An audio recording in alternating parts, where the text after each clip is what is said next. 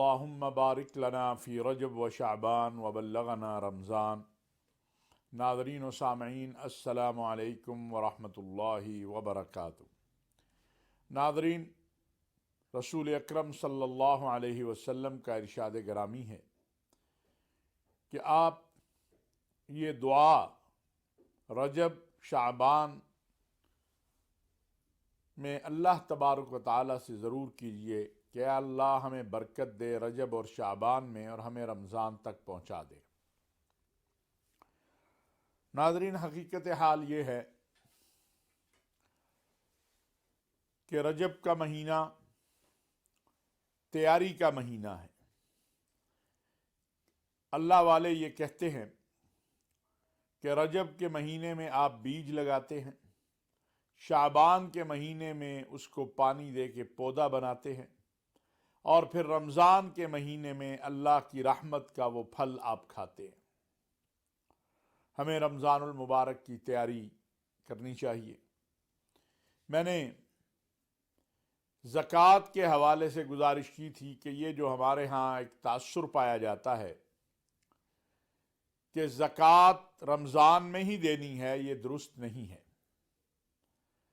زکوٰۃ ایک سال مکمل ہونے پر ادا کرنی ہے۔ وہ سال اگر رجب میں پورا ہو جائے، وہ ربیع الاول میں پورا ہو جائے، وہ ربیع الثانی میں پورا ہو جائے، وہ رمضان میں پورا ہو جائے، تو زکوٰۃ اس ایک سال کی تکمیل جو ہے، کوئی بھی چیز جس پر زکوٰۃ ہے، جب اس پر ایک سال مکمل ہو گیا تو زکوٰۃ اس کی ادا کی جائے گی۔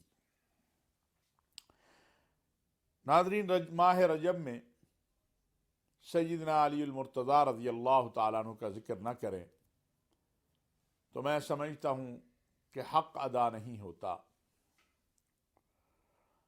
سیدنا علی المرتضیٰ حسنین کریمین کے والد ہیں، سیدہ فاطمۃ الزہرا کے شوہر ہیں، رسول اللہ صلی اللہ علیہ وسلم کے چچا زاد بھائی ہیں۔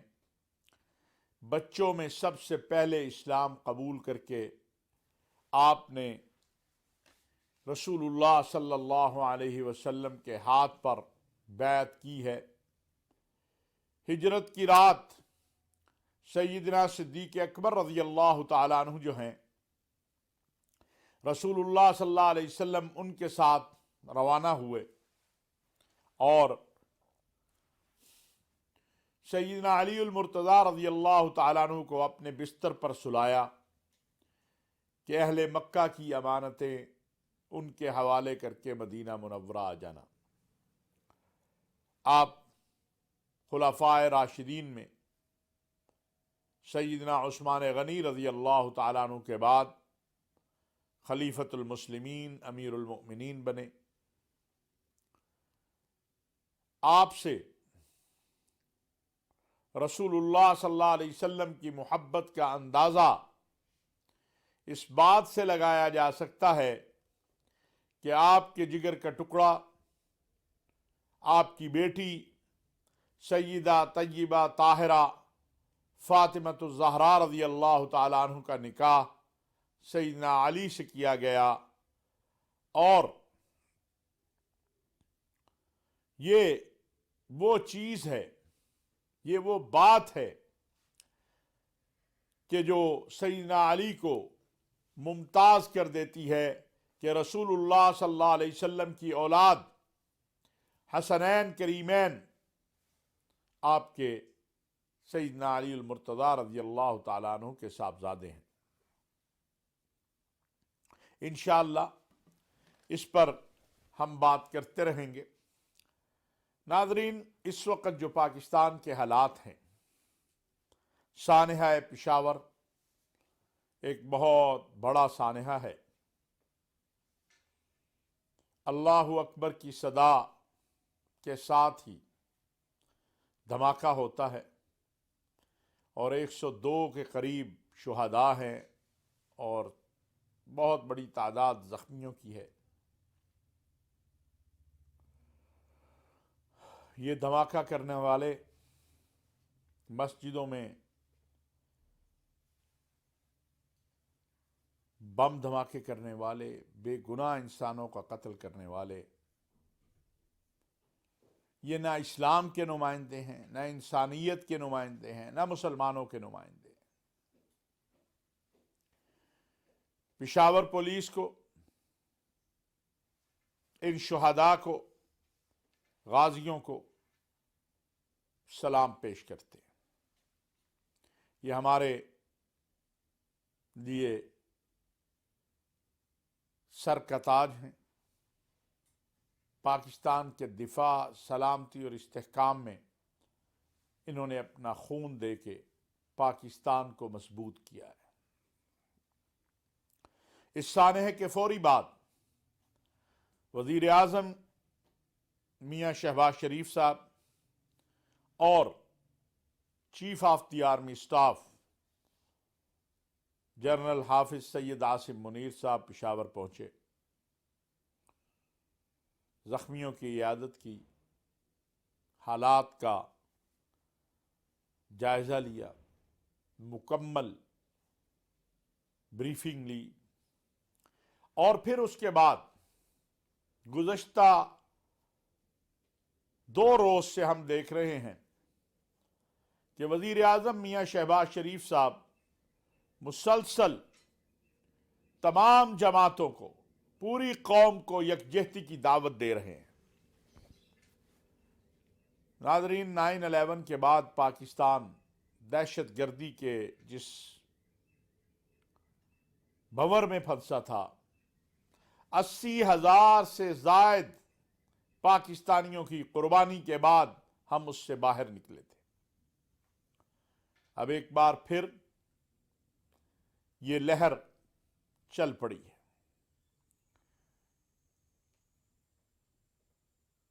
تحریک طالبان پاکستان نے اس دھماکے سے لا تعلقی کا اظہار کیا ہے۔ کچھ تلخ گفتگو افغانستان کے قائم مقام وزیر خارجہ محترم امیر خان متقی صاحب نے کی ہے۔ میں صرف تاریخ کے اوراق سے انہیں عرض کرنا چاہتا ہوں کہ 1978 کے بعد سے آج تک پاکستان حالت جنگ میں ہے، اور اس کی وجہ پاکستان کا کوئی مسئلہ نہیں ہے، بلکہ افغانستان میں سوویت یونین کا آنا اور اس کے بعد امریکہ کا، نیٹو کا آنا، افغانستان کے آپس میں گروپوں کی لڑائی، اور پاکستان نے اپنا سینہ کھول کے، پاکستانیوں نے اپنے افغان بھائیوں کو جب سوویت یونین وہاں آیا تو پاکستان میں ویلکم کیا۔ ہم زخمی ہیں، ہمارے دل زخمی ہیں۔ اس وقت تسلی کی ضرورت ہوتی ہے۔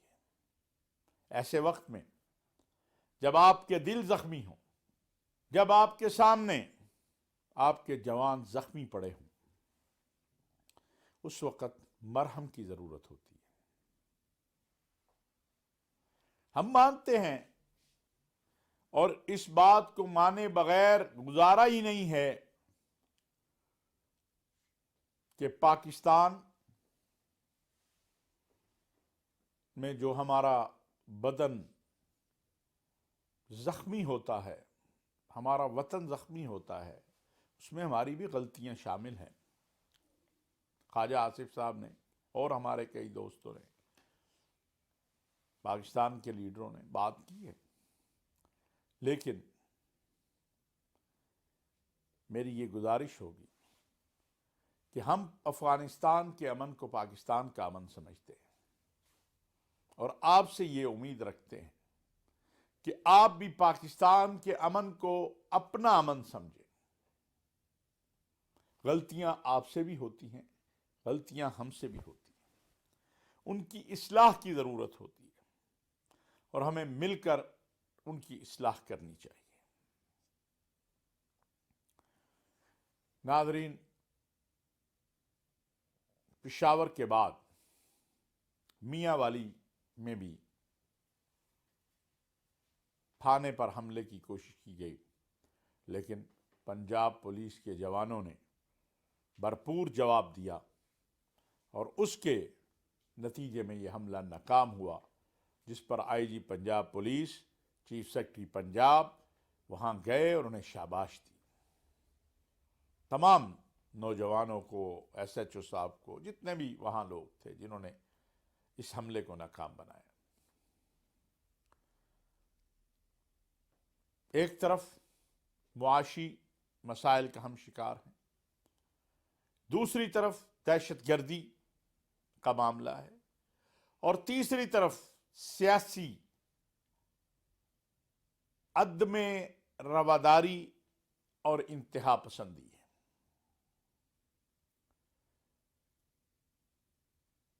وزیر اعظم میاں شہباز شریف صاحب نے جو دعوت دی ہے، میں سمجھتا ہوں اس پر سنجیدگی سے تمام پاکستان کی مذہبی سیاسی جماعتوں کو غور کرنا چاہیے، اور میں آغاز پاکستان تحریک انصاف سے کرنا چاہتا ہوں، عمران خان صاحب سے گزارش کرنا چاہتا ہوں کہ جس طرح سانحہ اے پی ایس کے بعد آپ سب لوگ سر جوڑ کر بیٹھے تھے اور ایک قومی ایکشن پلان بنایا گیا تھا، اس سے پہلے کہ کوئی اور سانحہ ہو، کوئی اور خون بہے، آئیے آگے بڑھیے، اور جو وزیر اعظم میاں شہباز شریف صاحب قومی یکجہتی کی بات کر رہے ہیں اس میں تعاون کا ہاتھ بڑھائیے۔ چلیے، آپ وزیر اعظم کی دعوت پہ نہیں کرنا چاہتے، وزیر اعظم ہاؤس میں نہیں بیٹھنا چاہتے، تو پریزیڈنٹ ہاؤس میں بیٹھ جائیے، کوئی اور بتا دیجیے، لیکن ایک ٹیبل پہ بیٹھنا ہوگا۔ بہت خون بہہ چکا ہے، اور کتنا خون بہے گا۔ پاکستان خوبصورت ترین کائنات کا ایک خطہ ہے، اس زمین کے اوپر اس کو لہو لہان ہونے سے بچائیے۔ یہ آپ کا بھی وطن ہے، یہ شہباز شریف صاحب کا بھی وطن ہے، یہ ہمارا بھی وطن ہے، یہ مولانا فضل الرحمان کا بھی وطن ہے، یہ زرداری صاحب کا بھی وطن ہے۔ آئیے اپنی ذاتوں اور اپنی اناؤں سے اوپر اٹھ کر اس طرف توجہ کریں اور پاکستان کو عدم استحکام سے دوچار کرنے والی قوتوں کی سازشوں کو ناکام بنا دیں۔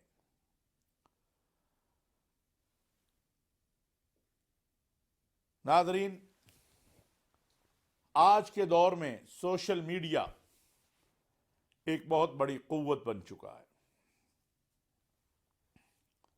اس قوت کا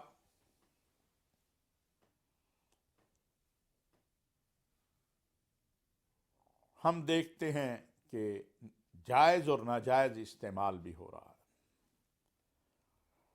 سانحہ پشاور کے بعد جس انداز سے سوشل میڈیا کے اوپر دانستہ اور بعض جذباتی لوگوں نے نادانستہ ہماری پولیس کی، سلامتی کے اداروں کی حوصلہ شکنی کی ہے،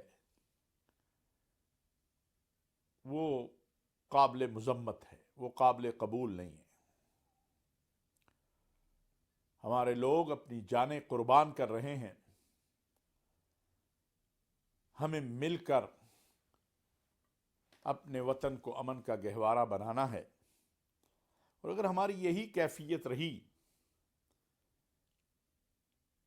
تو پھر کیا ہوگا؟ اس لیے امن، محبت، یکجہتی اور پیار کو پروان چڑھانا ہے۔ ناظرین، آخر میں وفاقی وزارت مذہبی امور نے اسلام آباد میں ایک بین المذاہب ہم آہنگی کے حوالے سے کانفرنس کا انعقاد کیا، اور اس کا بنیادی مقصد یہ تھا کہ جو الزام لگایا جاتا ہے کہ پاکستان میں جبراً مسلمان بنایا جاتا ہے، اس کی حقیقت کو بیان کیا جائے۔ اس میں ان دوستوں کو بھی مدعو کیا گیا، ان بھائیوں اور بہنوں کو بھی جو اسلام لائے اور جو اسلام میں داخل ہوئے اپنی محبت سے، اپنی ریسرچ سے اور اپنی مرضی سے، اور وہاں پر ان اکابرین کو یا ان لوگوں کو بھی بلایا گیا جن کے بارے میں کہا جاتا تھا کہ یہ جبراً مسلمان بناتے ہیں۔ یہ ایک بہت بڑا قدم تھا وفاقی وزارت مذہبی امور کا۔ ایک کامیاب کانفرنس ہوئی، بہت ساری باتیں ہوئیں، اور میں یہ بات کلیئر کرنا چاہتا ہوں اور واضح کرنا چاہتا ہوں کہ اسلام کا جبراً مذہب کی تبدیلی سے یا جبری شادی سے کوئی تعلق نہیں ہے۔ جو لوگ اسلام کا نام استعمال کرتے ہیں اس مقصد کے لیے، حقیقتاً وہ اسلام کو نقصان دیتے ہیں۔ اسلام کی تعلیمات اور قرآن کریم اس میں بڑا واضح ہے کہ لا اکراہ فی الدین، دین میں جبر نہیں ہے۔ اللہ نے اسی لیے قرآن کریم میں کہا ہے کہ لکم دینکم ولی دین، عقیدہ توحید کو بھی بیان کیا، کافروں کو بھی مخاطب کیا، اور آخر میں کہہ دیا لکم دینکم ولی دین۔ بین المذاہب مکالمہ، بین المذاہب بات چیت، اس میں کوئی حرج نہیں ہے، اور یہ وقت کی ضرورت ہے۔ خود رسول اللہ صلی اللہ علیہ وسلم کے دور میں نجران کے مسیحیوں نے جب مدینہ منورہ میں یہ کہا کہ ہم اپنی عبادت کرنے باہر جا رہے ہیں، تو رسول اللہ صلی اللہ علیہ وسلم نے انہیں مسجد نبوی میں عبادت کی اجازت دی تھی۔ یہ ہمیں مد نظر رکھنا چاہیے۔ اللہ تبارک و تعالیٰ سے دعا ہے کہ اللہ تعالیٰ پاکستان کو امن اور سلامتی کا گہوارہ بنائے، ہر طرح کی شرور سے ہمیں محفوظ رکھے۔ انشاءاللہ دوبارہ کل بات ہوگی۔ وما علینا الا البلاغ المبین۔